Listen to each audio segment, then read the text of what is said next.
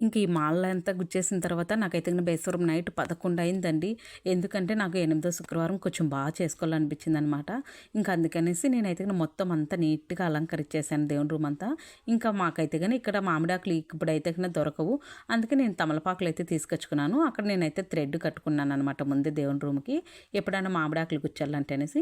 ఇంక చెనిమల్లె పూల హారం అయితే ఏసేసి, ఇంక ఆ తమలపాకులకి కడిగేసి పసుపు కుంకుమ పెట్టేసి, ఇంక పిన్నుల మిషన్ ఉంటుంది కదండీ స్టాప్నర్, దాంతో పిన్నులు కొట్టి పెట్టేశానమాట. ఇంకా అక్కడ మనం పుల్లలు గుచ్చుకుంటే అట్లా గుచ్చుకోలేము.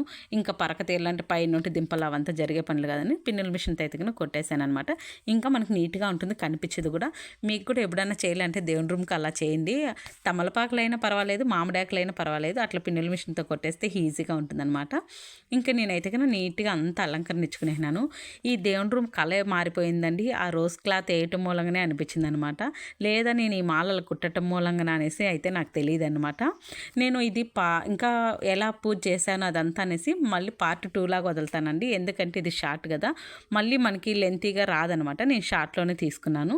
ఇంకా నేను కలిసి అలంకరించుకొని పూజ చేసింది అదంతా నెక్స్ట్ షార్ట్లో అయితే పెడతానండి.